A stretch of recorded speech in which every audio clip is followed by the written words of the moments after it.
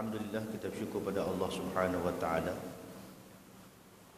Di kesempatan pertemuan kita pada malam yang berbahagia ini, ingin sekali sama-sama kita cuba untuk membahas daripada kitab Mustikah Hadis bab yang kedua, wajib berpegang teguh kepada kitab Allah dan mengikut jalan pimpinan Rasulullah sallallahu alaihi wasallam. Ada baiknya kita teruskan kepada hadis yang ketiga. An Zaid bin al-Arqam radhiyallahu anhu anna Rasulullah sallallahu alaihi wasallam qala Kitabullah azza wa jalla huwa hablullah man ittaba'ahu kana 'ala al-huda wa man tarakahu kana 'ala ad-dhalalah. Rawahu Muslim.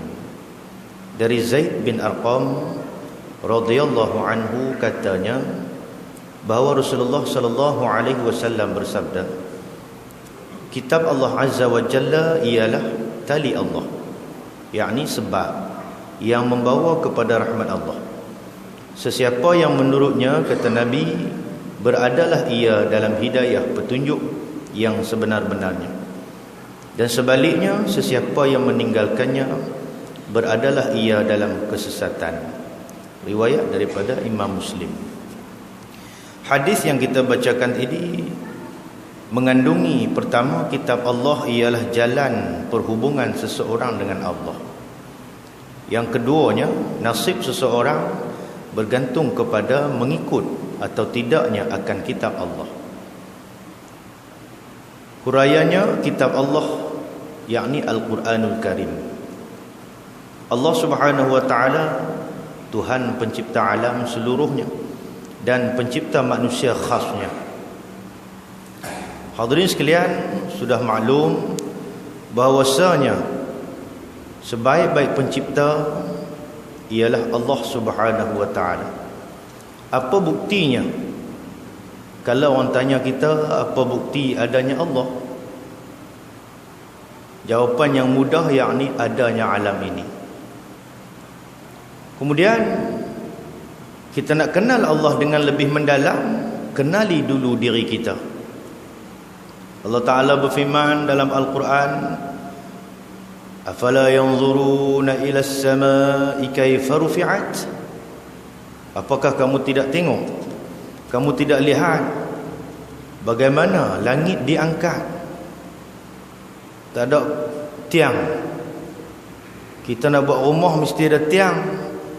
Tapi dengan kekuasaan Allah yang maha bijaksana, tiang tak ada, tapi ada benda di atas, iaitu langit. 7 lapis langit, begitu juga bumi 7 lapis. Ulama kata tebal langit tu bukan macam papan plywood. Kalau papan plywood pun dia kena ada tiang. Tapi langit ni, ulama kata tebal langit tu 500 perjalanan. 500 tahun perjalanan tebal langit baru selapis. Kali dengan 7. 500 tahun kali dengan 7, berapa tahun, berapa lama kita nak sampai? Ruih lah. Itu tebalnya. Bukan ulama duk pinai ukur, dah. Ulama pun nak naik macam mana? Tuan-tuan dan puan-puan muslimin dan muslimat yang dirahmati Allah Subhanahu wa taala, Allah Taala menciptakan segala-galanya yang kita tahu ataupun tak tahu. Tuan-tuan pernah kaji burung kelicak no? Kita duk mengaji dulu yang duk sedut bunga, no, yang paruh panjang. Pengkaji haiwan dia kata kepakkan dia tu sesaat 70 kali kepak. Satu saat 70 kali kepak. Betapa hebatnya Allah Ta'ala bagi jadi kepada burung, otak kecil, tenaga entah macam mana kekuatannya, tapi 70 kali kepak sesaat. Kemudian tuan-tuan pernah tengok burung layang-layang bila hujan kelkatu terbang, mereka pakat duk berebut kelkatu, no? Tapi tak pernah ada aksiden pun. Ada tak bikin? Tak pernah belagak, tak pernah apa pun. Kok masuk Sarawak 2 ekor layang-layang berlanggar ketika berebut kelkatu. Tak ada. Maha suci, maha kuasa, maha bijaksananya Allah mencipta burung tu otak kecil saja. Robot kelkatu tapi tak pernah berlanggar. Hebatnya Allah Ta'ala. Sebab tu kita bila tengok kata, lepas ni kelkatu keluar burung lain-lain. Tapi kita tak fikir sebaliknya, itu Maha Suci Allah yang mencipta. Suruh kita fikir, afala yanzuru, tidakkah kamu lihat? Kemudian dia suruh fikir, siapa yang buat, siapa yang menciptanya. Tu baru benda-benda yang tidak berakal. Tapi manusia yang berakal lagi hebat. Kita tengok manusia cipta sesuatu benda pun kita kata hebat dah. Kita tengok manusia buat rumah, Masya Allah hebat, istana hebat. Tapi siapa yang hebat di sebaliknya itu? Punya dahsyatnya. Ada satu syarikat perkapalan yang berpekalan di Florida. Florida belah mana? Belah bertama sikit ya. Di Amerika, berpengkalan di Amerika. Ada masuk paper. Mereka akan buat satu kapal. Kapal ni macam perkampungan terapung. Dia akan buat kapal ni begitu besar, di mana kapal ini akan memiliki 50,000 unit bilik. 50,000. Satu taman ni ada berapa ribu unit? 50,000 unit. Adanya pasar raya, adanya hospital, adanya sekolah, adanya lapangan kapal terbang. Syarikat perkapalan ni bernama Freedom Ship yang berpengkalan di Florida. Mereka akan buat perkampungan terapung ini. Jadi siapa orang kaya-kaya pergi duduk situ lah. Tempah bilik, di situ ada sekolah, di situ ada pasar raya, apa segala-gala macam ada. Yang mungkin menelan belanja lebih kurang 36 bilion ringgit Malaysia. Kita bila ikut pakai akal, bila manusia yang hebat akan buat, kita percaya. Orang putih mesti boleh buatnya. Betul tak? Kita kalau orang putih buat tobat, kita percaya. Hak apa Islam abang, hak apa Nabi Muhammad buat, dia bagi tahu pada kita, tak apa nak percaya. Tengok malam ni mai apa orang? 3,000 orang mai. Hak lain semua batuk tak boleh mai. Batuk dia kata ganggu jemaah. Buat apa ganggu jemaah? Biar dia mayang di rumah. Dia tahu. Kita kurang percaya apa yang dibawa oleh Allah dan Rasul. Tapi abang kata Freedom Ship akan buat. Mesti mentaliti orang Melayu kita percaya benda ni akan direalisasikan oleh mereka. Tapi kalau abang atas kehebatan Islam, Allah tak apa nak percaya. Tuan-tuan pernah dengar nama Barbosa? Pernah dengar? Cuba fikir apa ada Barbosa. Barbosa pernah dengar di mana? Filem apa? Pirate of Caribbean. Tidak. Barbosa. Sebenarnya Barbosa ini adalah satu watak jahat dalam filem Lanun ni. Bila dikaji balik siapa Barbosa ini?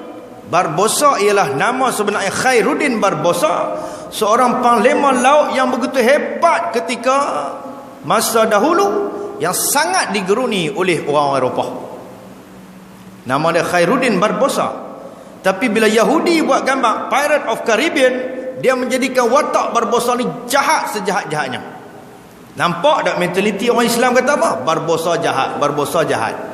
Padahal Khairuddin Barbosa ini adalah seorang panglima yang menyelamatkan sebahagian daripada orang Islam yang dihambat oleh orang Kristian ketika mana menjajah kembali Spanyol.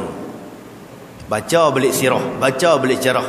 Ketika mana orang Kristian menyerbu kerajaan Empire Islam di Spanyol suatu ketika dulu, mereka bagi tawaran yang hebat. Nak mati kah atau keluar daripada Islam ataupun keluar daripada Spanyol? Khairuddin Barbosa inilah di antara panglima yang menyelamat sebahagian orang Islam, menyelamatkan iman orang Islam.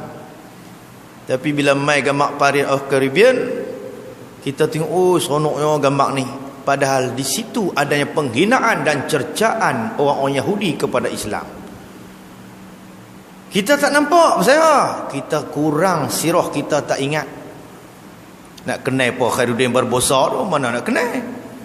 Tapi rupa-rupanya orang-orang Yahudi dah ada sasaran mereka. Setelah gambar itu tersiar seluruh dunia, sudah tentu orang kata berbusa jahat. Itu sirah. Tapi kita nak nampak ciptaan Allah Subhanahu Wa Taala paling hebat daripada orang-orang ataupun yang kita faham hari ini orang barat, orang Eropah. Kita fikirlah sejarah negara kita apa yang ada. Waktu penjajahan dulu dia bawa balik habis sejarah-sejarah Islam, kemudian hantar replika yang direplika hantar mai tempat kita balik. Yang ada yang asli dah Formosa. Tu pun tempat apa? Tempat Portugis. Kita duk tolong pi gilak. Tolong pi jaga. Sejarah kita tak mana? Tak ada. Hatta anak-anak muda lah ni tulisan Jawi pun tak erti. Tu terus baca Iqra' ro. Ada baris tak erti juga. Tambah Jawi tak tahu. Bin Abang bahawa penciptaan yang paling hebat ialah penciptanya yang bernama Allah Subhanahu Wa Taala. Dia yang Maha Pencipta. Kita bayangkanlah kelopak mata kita ni, duk kelipok manalah batang hidrolik dia duk ada. Tang mana? Berapa kali kita berkejip ni? Mana batang hidrolik dia? Kita pun tak tahu. Bila sedih, teriak meleleh yang mata. Saya pergi hantar anak saya, dia serama di Derang. Isteri saya teriak sampai mata bengkak 2 hari teriak. Kita tak apa, nyentam lagak tak teriak. Padahal kita pun sedih juga. Dia teriak sampai mata bengkak. Satu hari kemarin nak pergi kerja, dia peluk saya pun seronok dia peluk kita, bini kita. Tak boleh dia sedih teringat kat anak dia. Kita pun peluk juga bini kita, peluk bini orang mampu. Sedih. Mai tang mana? Kelang yang mata mai tang mana? Nak abang kata kenali diri kita, siapa pencipta kita?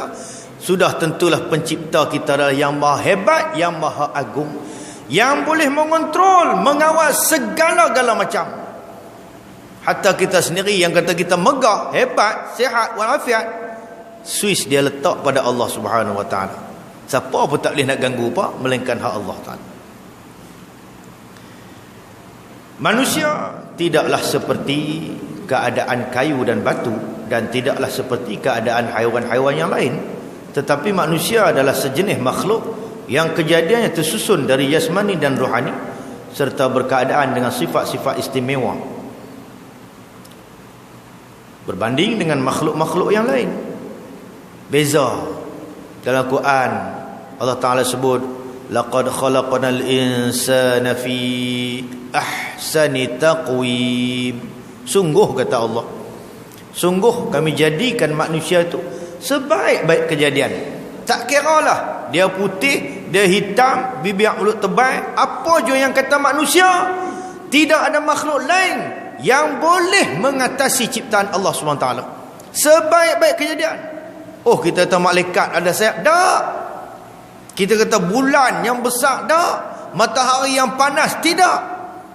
Laqad, kata Allah, sungguh kami ciptakan manusia sebaik-baik kejadian. Makna dia tidak ada makhluk lain yang lebih hebat daripada manusia. Tapi ingat, kalau kita tak mau ingat pada Allah, tak mau melakukan kerja yang hebat yang Allah Ta'ala suruh, lebih hina daripada binatang.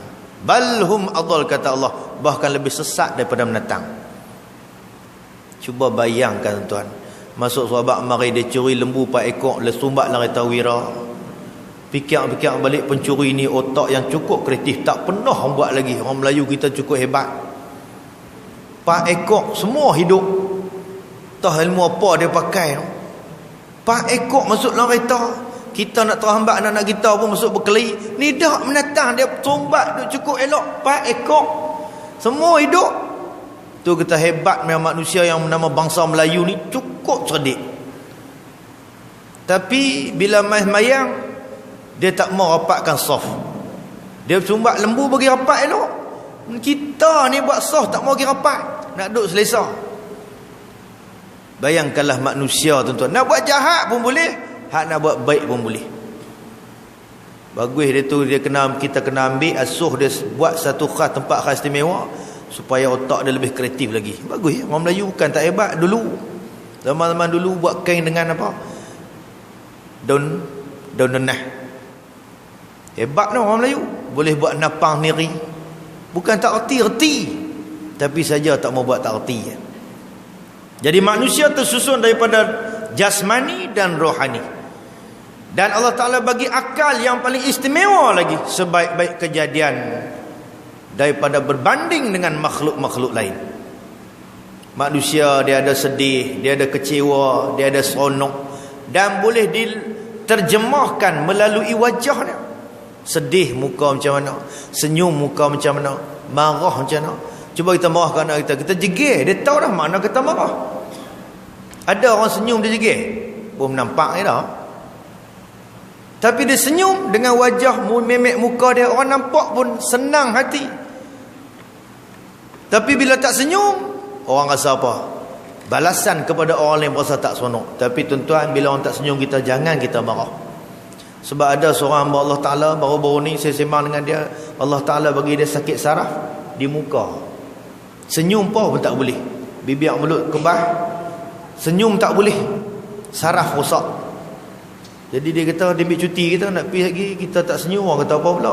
Tak boleh nak senyum, mata tutup tak boleh rapat. Bayangkanlah ni, baru saya jumpa dia kata bukan stroke ni, kalau stroke sebelah. Tapi tak, memek muka tak boleh nak bergerak. Allah Ta'ala bagi kat dia saraf tak boleh bergerak. Senyum pun tak boleh, cakap pun telur, makan nasi pun tak boleh, makan roti telan gitu. Hebatnya Allah Ta'ala tarik sikit nikmat, kita tak boleh nak buat apa. Tapi baru ni jumpa dia kata macam mana? Alhamdulillah lah buat terapi, boleh dah bergerak sikit, senyum boleh dah. Bayangkan tuan-tuan, hebatnya Allah Ta'ala. Dia nak bagi hak cantik pun cantik, hak tak cantik pun boleh. Semua tu tuan-tuan terletak pada hati kita. Sekiranya orang tak senyum kita, ingat mungkin ada sesuatu yang tak kena. Jangan kita tak senyum cerita ke orang, dia tu jumpa haram tak senyum pun tak boleh. Terletak pada kita, orang boleh buat penilaian kita. Allah tak senyum, hang aku jumpa hang dulu pun tak senyum, orang akan boleh menilai balik. No, terdiri pada jasad, jasmani dan rohani. Yang di dalamnya juga Allah Ta'ala bekalkan segumpal darah. Yang kata Nabi, itulah hati. Hati ni baik, maka baiklah kita. Seperti yang dituangkan kepada para sahabat, kepada Nabi SAW yang punya hati yang cukup mulia, lebih baik daripada malaikat. Kita baca sirah Nabi tuan-tuan, para sahabat, bagaimana sejarah dia, Allah meremang bulu rumah kita. Bagaimana Rasulullah turunkan kepada para sahabat, seperti mana Sayyidina Ali karramallahu wajhah. Suatu malam, Abu Talib dan isteri dia Fatimah binti Asad, ketika mana bulan menerangi kota Mekah, penduduk Mekah duduk tidur habis, mereka tak lena lagi, mereka duduk sembang. Fatimah tanya suami dia Abu Talib, mana Muhammad? Muhammad lena lah. Oh, kalau itu tak apa, sudah kacau dia. Esok pun dia nak bangkit tolong ke kandar juga. Kerana ketika kecil dia selalu tidur dengan kekandar. Dan di mana saja kekandar pergi, semua dia ikut bersama kekandar. Dan dia tak pernah bohong, tak pernah menyakiti hati orang, tak pernah minum arak, tak pernah menyembah berhala. Itu kata-kata suami isteri yang sedang duduk bersembang. Kita pun kena bersembang macam tu. Kita nak jadi anak kita ni, ada planning untuk anak-anak kita. Sebelum sudah orang lena, ada kesempatan sembang benda yang elok. Sembang pasal naik harga minyak naik, sembang. Sembang tanya, wahai kekanda aku, kenapa ikan di Sabah naik? Kekanda kena jawab, itu kerana kos sara hidup dalam lautan meningkat. Sebab itu ikan-ikan lari ke darat. Tanya itu. Ingat laut pun tak ada kos sara hidup, ada. Mereka tu buat demonstrasi. Menteri kata kalau hampa tak mahu duduk dalam laut, pergi keluar. Mereka tu yang naik ke darat tu. Mereka pun buat demonstrasi juga. Jadi bersembanglah mereka berdua ini, tanya tentang Muhammad. Kemudian Fatimah binti Asad, dia mengeluarkan dia punya harapan. Dia kata, kalau boleh adinda pun nak mengandung seorang lagi, nak jadikan anak kita tu seperti mana Muhammad. Oh, kita mau macam tu. Harapan kita mau anak-anak kita nak boleh kenal Allah dan Rasul, akhlak baik, semua elok. Mau sembang dengan bini, sembang dengan lelaki macam tu. Ni duk tengok lengut-lengut, siling kita boleh tukar kot baru tu. Tengok-tengok lansiang, boleh tukar lansiang. Tengok pinggan mangkuk ayun, semua nak tukar. Bukan macam tu. macam mana masa depan anak kita. Maka Fatimah binti Asad dia berharap macam tu. Sekiranya kita boleh dapat anak, nak bagi dapat anak macam Muhammad. Abu Talib pun berkenan. Abu Talib kata ke dia, tak apalah, esok adinda pi kepada berhala Hubal, minta hajat. Berhala Hubal, Lata, Mana, Uzza. Hubal ni tempat berhala, satu berhala besar untuk orang memohon hajat. Maka Fatimah binti Asad pun pada suatu hari pilah bawa seekor unta. Ketika sedang dalam perjalanan jumpa Muhammad. Muhammad kata, "Mak nak pergi mana?" Muhammad panggil mak lah, sebab dari kecil dia duduk. Setelah Tok Wan dia meninggal, dia tinggal dengan Abu Talib. Dia panggil mak, "Mak nak pergi mana?"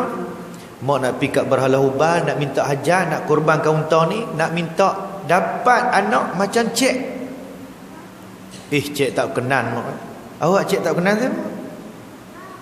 "Mak tahu tak, macam mana kalau cik abang kata ada musuh di sebalik bukit mai serang kita?" Bukan kata mak percaya cik, semua orang percaya dengan kau Muhammad, engkau tak nak tipu, tak nak mak. Kalanya tu mak kena janji dengan cik, mak pi kat berhala Hubal, abang kat dia, engkau bukan Tuhan yang berhak disembah. Mana boleh cik, tok nenek moyang kita buat dari dulu macam tu. Tak kira orang kata apa, tadi mak janji dengan cik kan. Muhammad kata kepada Fatimah, tak apalah kalau itu mak buat juga. Bayangkan betapa yakinnya Abu Talib dengan Fatimah kepada Muhammad. Dia pipi depan berhala Hubal, dia kata macam tu yang Nabi Muhammad suruh. Orang lain pun kata rasa pelik, hang kata macam tu nak mampu. Sekali dia bagi bala, aku yakin dengan Muhammad, dia kata. Tunggu bala haram tak turun pun. Lebih kurang 4 bulan Fatimah mengandung. Berita ini sangat menggembirakan mereka. Selang berapa lama, sampai saat nak melahirkan, maka dia panggil Tok Bidan. Tok Bidan pun main habaq. Tok Bidan pun dah habis clear semua. Dia habaq kepada Abu Talib, okey Abu Talib, anak lelaki. Abu Talib pun bergembira, berjumpa dengan isteri dia. Kemudian dia panggil Muhammad. Muhammad mai tengok ni. Nabi Muhammad kata, saya akan panggil dia Ali. Itulah Sayyidina Ali yang baru dilahirkan 31 tahun lebih muda daripada Rasulullah pada tahun ke-9 sebelum hijrah. Jadi Ali ini ketika dia kecil-kecil lagi memang biasalah dipelihara oleh kedua bapa dia. Satu ketika datang satu krisis ekonomi di Mekah. Maka setelah itu Nabi Muhammad sudah berkahwin. Bila dah kahwin dia fikir, ya Allah, pak menakanku yang bela aku dulu ni anak ramai, ekonomi tak apa nak memuaskan. Dia pergi jumpa pak menakan dia Al-Abbas. Jumpa pak menakan dia Al-Abbas, kata pak menakan, pak cik jom kita pergi tengok, tolong pak menakan kita tuang ipak Abu Talib. Tolong ambil bela anak dia. Pergi rumah Abu Talib, mereka memilih Nabi Muhammad memilih Ali untuk dipelihara dan Al-Abbas memilih Ja'far, sepupu juga kepada Nabi, untuk dipelihara. Jadi Ali ni tinggal dengan Muhammad daripada kecil. Bila tinggal daripada kecil ini, Nabi Muhammad mengasuh Sayyidina Ali menulis, berilmu, berperang, kaedah berperang dan sebagainya. Sehingga Sayyidina Ali ni begitu yakin dengan Muhammad, apa jua yang Nabi Muhammad suruh buat, dia akan buat. Sampai satu ketika Nabi Muhammad SAW ini sering pergi ke Gua Hira. Sayyidatina Khadijah, isteri dia yang sangat setia, sangat taat, selalu menghantar makanan kepada Nabi Muhammad. Sampai Sayyidina Ali pun rasa kadang-kadang teringin nak pergi tengok. Dia kata kepada Sayyidatina Khadijah, sekian. Sayyidatina Khadijah kata, nak pergi jom ikut. Pipi, bukan saya Sayyidatina Khadijah pergi hantar saja, bersembahyang bersama Rasulullah sallallahu alaihi wasallam. Sehingga Sayyidina Ali tengok, apa yang pak cik lakukan ni? Kami menyembah Allah Subhanahu wa taala. Kamu pun kena menyembah Allah. Nanti cik fikir dulu, dia tak. Cik khabar ke ayah. Sayyidina Ali kata, jangan bagi tahu kepada ayah kamu. Sebab Nabi Muhammad tak mau hati Abu Talib ni terguris. Bapa menakan yang sangat menyayangi Rasulullah, hatta lebih sayang lagi kepada Muhammad daripada anak-anak sendiri. Dia tak mau bagi pak menakan dia terguris.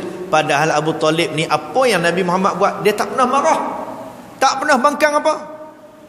Akhirnya Sayyidina Ali mengaku beriman kepada Allah. Manusia pertama, manusia kecil yang pertama menganut Islam di dalam kategori kanak-kanak. Perkara ini mencurigakan juga Abu Talib. Abu Talib pun berasa heran pasal apa ni. Suatu hari dia mengendap, Sayyidatina Khadijah dengan Muhammad ni pergi dalam satu tempat air mengambil wuduk. Kemudian dia tanya, hampa buat apa? Nabi Muhammad dengan Sayyidatina Khadijah pun terkejutlah sikit. Kami mengambil wuduk untuk menyembah Allah Ta'ala. Abu Talib tak marah. Dia kata buat. Dia kurang macam tu lah cerita dah. Buat, aku tak marah. Tapi satu saja Abu Talib ni Allah Ta'ala tak bagi hidayah kat dia. Nabi Muhammad kata, pakcik pun kena ikut juga. Aku ni orang yang disegani. Nanti kalau aku ikut nampak apa orang kata pula. Tapi Nabi Muhammad tak paksa. Sebab tu hak dia. Tidak ada paksaan dalam beragama. Tapi Abu Talib tetap memelihara anak penakan dia. Walaupun anak penakan dia bawa agama Islam, sedangkan dia menganut ajaran tok nenek moyang, tapi dia tetap memelihara. Tu nak cerita bahawa yang menciptakan manusia ni adalah Allah. Yang adanya hati budi, adanya perasaan, adanya kekecewaan, adanya semangat dan sebagainya. Penciptaan terhadap manusia lah yang paling hebat. Yang menunjukkan bahawa kekhalifahan itu hanya berhak diberikan kepada manusia. Itu yang kata cerita ni. Tapi siapa yang berperanan untuk menghalang Nabi? Abu Jahal, Abu Lahab. Abu Lahab ni kan orang lain, pak menakan dia juga. Abu Lahab ni selalu pergi kepada Abu Talib, selalu duk mengadu. Popek Abu Talib buat tak erti. Abu Talib faham anak dia adalah membawa jalan kebenaran. Abu Talib kata, kalau kamu bunuh Muhammad, seluruh keluarga Abu Talib akan menuntut bela. Ya Allah, hebatnya. Kita yang melahir dalam Islam, ada kita bela Nabi Muhammad. Masya Allah. Muhammad bin apa? Engkau tak apa tahu, dolah ke doling kita. Tak kenal Nabi kita. Pak dia nama apa? Sedangkan Abu Talib yang bukan Islam, bukan beriman dengan Nabi Muhammad, dia yang lebih membela Rasulullah. Dia sendiri kata, kalau kamu bunuh Abu Muhammad, seluruh keluarga Abu Talib akan menuntut bela. Tu dia. Kita dah tuntut bela orang hina Islam, kita buat don. Inilah tuan-tuan, sebaik-baik penciptaan adalah manusia yang Allah Ta'ala ciptakan. Tapi ingat, takut kita menjadi lebih hina daripada binatang, bahkan sesat lebih daripada binatang. Na'udzubillah min zalik. Itu yang kata nak buat elok pun boleh, nak buat jahat boleh. Macam Abu Lahab, dia jahat. Abu Lahab ni tuan-tuan, dia ada satu dendam kepada Rasulullah. Suatu ketika dulu dia pernah meminang Sayyidatina Khadijah. Pinang-pinang kena tolak. Jadi gambar macam ni, Syarif Dul Samsin Kampung Dusun. Pinangan dia ditolak. Dia kata, ingat, jangan menyesal. Abu Lahab cerita macam tu lah. Dia pernah meminang Abu Jahal, pun pernah masuk minang Sayyidatina Khadijah. Sayyidatina Khadijah ni sega, walaupun dia janda, sega. Ada yang menyatakan dalam riwayat mengatakan ketika dia dimandikan, seolah-olah macam usia 18 tahun. Sega orang. Bayangkanlah umur 40 tahun kahwin dengan Rasulullah. Tu nama Sayyidatina Khadijah tu. Kalau Khadijah lah ni umur 18 macam 40 tahun. No? Nak abang kata bezalah. Dia tolak pinangan, tolak dengan elok lah. Tiba-tiba Rasulullah dilamar, bukan Rasulullah peminang, dia yang melamar Rasulullah. Itu satu dendam yang kesumat kepada Abu Lahab. Kemudian Nabi Muhammad bawa pula ajaran Islam, lagi dendam lah kawan tu. Dia menjadi kepala gangster. Tu nak abang kata, jasmani manusia semua sama, tapi rohani ditentukan dengan perbuatan kita. Ada yang elok, ada yang tak elok. Bayangkanlah ketika mana Rasulullah sembahyang di Kaabah, mereka ambil janin unta. Sebelum tu mereka berbincang macam mana nak bagi Muhammad ni terkenal dengan kita. Kalau kita bunuh dia, Bani Hashim akan serang kita, Abu Talib pun akan marah kat kita. Lah ni kita hina Rasulullah. Mereka kata tak apa, salah seorang sahabat jahat, mereka kata tak apa, aku ada unta yang bunting seekor, aku korbankan unta tu, aku ambil janin dia. Ketika Rasulullah sembahyang sedang sujud, Mereka mengambil janin itu, letak di atas kepala Rasulullah. Masya Allah, hebatnya tentangan yang dihadapi oleh Rasulullah. Orang lain ambil tai unta, calit kepada badan Rasulullah, calit di baju Rasulullah. Rasulullah tak bangun. Sayyidina Ali ketika itu kecil datang menghalang, tapi dihalang oleh orang besar, dewasa. Dia berlari bagi tahu kepada Fatimah, anak kepada Nabi Muhammad sallallahu alaihi wasallam. Fatimah datang dalam keadaan menangis, buang benda-benda itu semua. Hebat tuan-tuan, cobaan yang dihadapi oleh Rasulullah. Tapi Rasulullah tak marah. Rasulullah tak pernah marah orang yang menghina dia, orang yang mencaci dia, tak pernah marah. Tapi jangan mencaci Islam. Kita orang caci Islam tak apa, no, tak marah. Tapi caci kita kan, bawa parang pergi rumah orang kata awak aku nak mampu. Tapi orang caci Islam, buat macam mana? Depa tak dapat hidayah. Yang dia haram tak dapat hidayah, tak main masjid tak apa pun, tak main surau, tak main jemaah, tak apa pun. Jadi ni tuan-tuan, bagaimana Allah Ta'ala menciptakan manusia untuk menjadi pemimpin, untuk dijadikan pedoman bagi semua orang, baik dan jahat, dan sebaliknya, dan semikian rupa. Jadi manusia lah sebaik-baik kejadian. Kalau eloklah manusia itu, eloklah alam ini. Kalau tak elok, rosaklah alam ini. Betapa dahsyatnya kerosakan yang berlaku di atas muka bumi ini. Bayangkanlah bukit bukau, gunung ganang ditarah, pokok-pokok kayu ditebang, binatang-binatang terhapus. Semuanya itu adalah untuk memenuhi kepuasan nafsu jasmani manusia. Bayangkanlah harimau punya hebat no. Tembak harimau mik kulit. Mik kulit buat hamparan. Siapa ada hamparan kulit harimau tu kira bagus ya. Wah, ambil kulit bini dia, lapah-lapah kulit bini, nah buat tu lagi hebat. Tapi dah binatang-binatang buas. Sehingga anak-anak kita lah ni, apa pun tak kenal. Keraduku pun tak kenal no. Orang dulu kenal keraduku, abang kat lah budak-budak binatang apa keraduku tak erti. Sebab apa? Sebab tangan-tangan manusia yang ingin mengaut segala keuntungan dan sebagainya. Muslimin dan muslimat yang dirahmati Allah Subhanahu wa taala. Jadi tuan-tuan dan puan-puan, kita kena faham bahawa manusia ialah penciptaan yang paling terbaik. Oleh itu kata pengarang, maka tak patut manusia hanya tinggal manusia, tidak lebih daripada itu. Banyak yang kata manusia, banyak tinggal manusia yang tidak mementingkan soal akhirat. Orang azan, hayya 'alas salah, dia pun dengar, tapi dia buat tak erti. Samalah juga seperti Cina dan India, Hindu, Buddha pun dengar juga. Orang Islam, orang Melayu Islam dengar juga, tapi tak mau hadir. Dan alasan ini, berbagai-bagai alasan dicipta. Jadi kita kena berharap peluang yang ada inilah peluang kita rebut. Ketika di akhirat orang lain meminta untuk pulang ke dunia, kita nak tetap di akhirat dalam syurga yang telah disediakan oleh Allah Subhanahu wa taala. Minta, ya Allah, kembalikanlah kami ke dunia. Kami yakin dah hari ini. Yakin tak minyak apa? Di akhirat, di dunia lu tak yakin. Tak berapa nak yakin. Oh, tak berapa yakin. Kita tengok Sunshine baru buka. Dia letak banner di tiang-tiang. Dia bukan panggil, dia iklan saja. Terpa pergi sampai parking pun tak cukup. Tengok masjid, ada penuh parking? Tak ada. Masjid orang buat begitu hebat, tapi kenapa? Nak cari yang memenuhi keperluan jasmani. Orang kan panggil pun pakat terpa mai lah baru dibuka. Kali kita orang pergi ke? Bini aja pergi. Pergilah pergi. Apa nak sebut tak erti sunshine kan datang apa tu? Sunshine, betul-betul. Sebab apa? Memenuhi keperluan jasmani kita. Jadi manusia jangan tinggal manusia. Kita ni kena bersaing untuk menjadi manusia yang dekat dengan Allah Subhanahu wa taala. Jangan kita hanya tinggal manusia, sembang bab agama tak erti, masya-Allah. Sembang bab wuduk pun tak erti nak menyambung. Reti-reti tapi tak reti nak menyambung sembang orang tentang wuduk.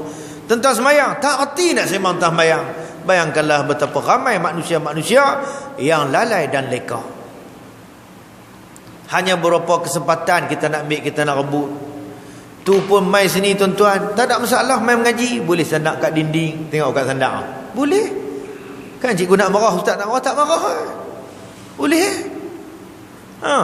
Duk bila macam mana pun, nak menerak ke apa, tak marah. Tapi tak mau mai. Hak tak mau mai tu nak buat macam mana tuan? Nak kena pisau coklat macam tu lah. Bawa. Bukan lembu, bukan kerbau. Tapi manusia sekali habaq saya. Afala yasma'un, kata Allah. Kamu tak dengar ke? Afala yanzurun, kamu tak nampak ke? Afala tatafakkarun, kamu tak fikir? Otak Allah Ta'ala bagi. Masya Allah, di akhirat dia tanya kita mampu. Fikir ya Allah, fikir apa? Fikir bab terkedarah ya Allah. Jenuh kita jangan jawab. Jadi manusia jangan tinggal hanya manusia. Tidak lebih daripada itu. Bahkan wajiblah ada perhubungannya dengan Allah penciptanya. Maka jalan perhubungan seseorang dengan Allah itu tidak lain melainkan Al-Quranul Karim. Ini perhubungan kita dengan Allah. Al-Quran jangan dijadikan sebagai perhiasan. Jadikan ia sebagai sumber bacaan, sumber hukum, sumber kehidupan kita. Segala-gala seginya.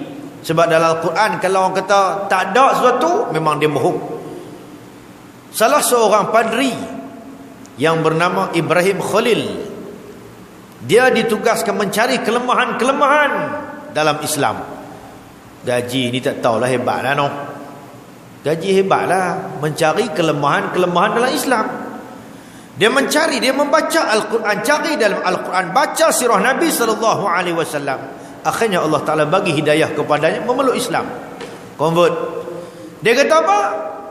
Dengan membaca Al-Quran dan sirah Nabi, membuka pintu hati dia. Nampak tak tuan-tuan? Seorang padri yang ditugaskan mencari kelemahan-kelemahan dalam Islam. Kita ditugaskan apa? Diri kita pun lemah bengong dah, nak cari kelemahan orang. Lembak orang Melayu tu, aku tak kacau orang, aku dia punya besar. Mana boleh ada sikap yang tu? Pepatah jangan kacau tepi kain orang tu tak boleh pakai dah. Kita kena ada kacaulah tepi kain orang. Dalam arti kata apa? Nasihat menasihati. Assalamualaikum, malam ni dah kuliah, jom kita buka-buka pi. Sudah. Tidak, orang Melayu kita satu lah. Kalau tak abang kenuri kat dia, marah sampai ke mati. Kalau kita abang bak mayang, tak faham berpilu. Kalau abang kerak, awak hang aku tak tahu ke? Hang aku bengong ke mayang? Dia marah kita balik.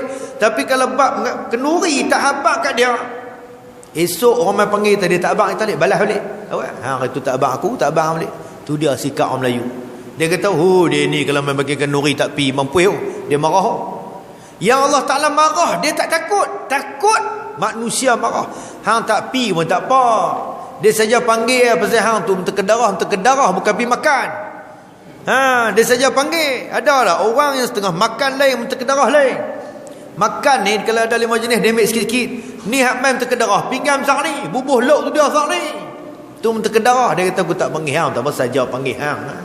Dia kata hang kalau aku tak pi ke nuri dia marah mampu. Allah tak pi pun tak apa. Orang tak marah, hantar mesej lah, minta maaf saya tak boleh pi. Dia jawab, alright. Habis ni dah manusia dengan manusia lebih hebat. Dengan Allah, Khaliq pencipta kita, kita tak takut ke? La ilaha illallah. Benarnya kita kena takut. Bila kita kata takut ni bukan untuk diri kita, bini kita, anak-anak kita.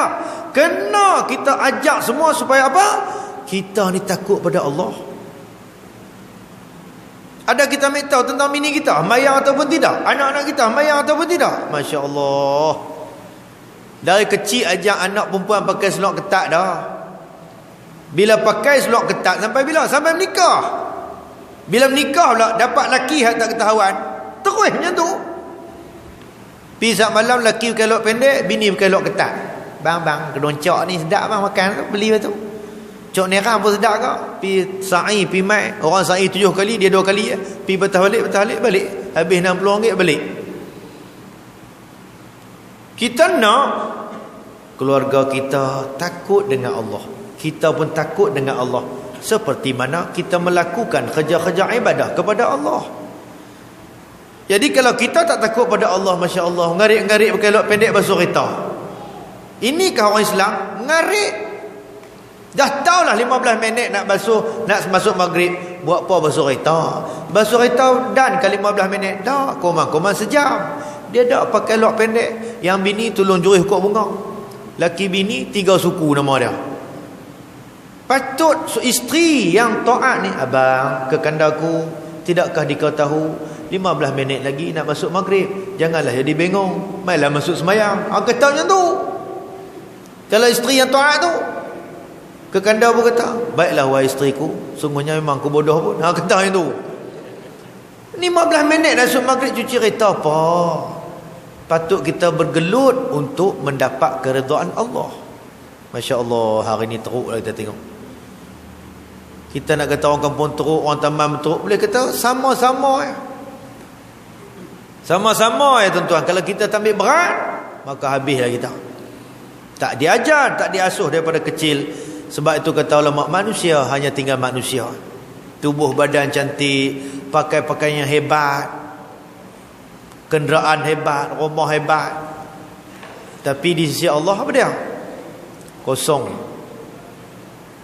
Biarlah kita berpakaian yang serba kekurangan, kesederhanaan, tetapi di depan Allah sangat-sangat dimuliakan. Seperti mana hidup bersederhana yang ditunjukkan oleh Rasulullah, yang ditunjukkan oleh para sahabat bagi kita, hidup sederhana. Satu hari Sayyidina Ali sesudah subuh, sesudah Nabi bagi tazkirah, Sayyidina Ali berjalan kaki bersama Sayyidina Abu Bakar. Dia melontarkan harapan dia, ingin duduk berasingan. Bila dah berkeluarga, berkahwin dengan anak Rasulullah Fatimah, dia bagi tahu kepada Sayyidina Abu Bakar, dia kata teringin nak duduk rumah asing. Dia tak berani nak sembang Rasulullah sebab tak sampai hati. Sebab dulu dia pisahkan Rasulullah, Rasulullah dah kahwin dengan Fatimah kahwin dengan Sayyidina Ali, dah adalah jurang. Kemudian dia teringin hidup berasingan. Dia tak sampai hati bagi tahu pada Rasulullah. Dia bersembang dengan Sayyidina Abu Bakar. Abu Bakar kata, oh tak apa, tepi rumah kahwin ada tanah lapang, dia kata, boleh duduk situ. Sayyidina Ali pun setuju duduk itu. Jadi dia tak sampai hati nak abad kepada Rasulullah, pak mentua dia ni. Akhirnya dia bersembang dengan salah seorang isteri Rasulullah supaya memujuk Rasulullah agar mereka ini boleh duduk rumah asing. Dan Rasulullah pun berkenan. Tetapi agak jauh daripada Rasulullah, rumah Rasulullah. Betul tak rumah Sayyidina Ali macam mana? Buat serba kekurangan lah. Lantai ditabur pasir, kemudian diletakkan kulit kambing untuk sebagai alas, kemudian adalah tempat tidur, kemudian adalah kayu lentang untuk disangkut pakaian. Itulah rumah Sayyidina Ali. Kesederhanaan, betul. Dapur tak tahulah macam mana keadaan dia. Kita dah bini duk abang tu, bang nak buat kabinet, bulan depan bang nak buat kabinet, bulan depan bang nak buat kabinet. Baik naik kepala hang ya. Pinggan mangkuk hak terlepas tak guna, bang pinggan mangkuk, hang mangkuk ayun ke dah. Hak tu ulang. Kesederhanaan itu. Kita mau hidup kesederhanaan. Pinggan yang tu lah makan. Cuba kita tengok hari raya. Hari raya semua berkilat. Waktu lepas raya semua keluar hak buruk. Hak pinggan retak 1000 bagi kat laki dia, cawan suami sebelah bagi kat laki dia. Hak elok semua bagi kat orang. Yang tu buat apa? Hak elok tu lah bagi kat suami. Kalau tetamu mai pun bagi hak elok. Ni dak. Hak tetamu bagi hak elok, hak buruk kemasan ni bagi kat laki dia. Tak boleh lah tu. Tu yang segan nak buat kabinet, nak saya ada kabinet. Saya bini buat yang tu. Jadi Rasulullah hidup dengan sederhana ya tuan-tuan. Bayangkanlah kita hari ni 24 jam boleh makan, buka peti ais semua ada. Zaman Rasulullah bangkit pagi ada apa? Tak ada apa, aku puasa ni. Tu dia. Bayangkanlah no, tak ada makanan, hidup sederhana. Jadi kita pun tuan-tuan nak hidup sederhana. Bayangkanlah buat rumah 3 tingkat 4 tingkat pun mati boleh kat siapa? Kalau anak elok, anak soleh, anak solehah, tak apa pun. Kalau mai anak tak soleh dan tak solehah, na'udzubillah, dia berebut, dia kata pecah buang. Banglo kata banglo pecah habis. Sebab apa? Tidak tahu untuk menilai, untuk bersyukur kepada Allah. Terus ada sembang orang, kita sendiri pernah dah kita bersyukur masuk kubur ni tuan-tuan. Kalau kita terlepas daripada himpitan kubur, alhamdulillah, syukur pada Allah. Salah satu kerana kubur berhimpit, kerana kita tak bersyukur kepada Allah. Kita bangun pagi ada kita sebut Allahu Akbar, alhamdulillah alladzi ahyana ba'dama amatana wa ilaihi nusyur. Tanda kita syukur kepada Allah. Kita boleh makan, alhamdulillahilladzi at'amana wa saqana wa ja'alana minal muslimin. Ni dak pi makan nuri hang. Boleh leceh tu. Anak hak sulung dia kenuri tu buat gulai cukup sedap. Hak ni buat tak sedap. Tak apa sedap, muka apa tik. Makna kata tak bersyukur. Ni lebay duk tak pala pakai jubah serban apa. Panggil orang buat tahlil. Apa dia belah ni? Kata je ni.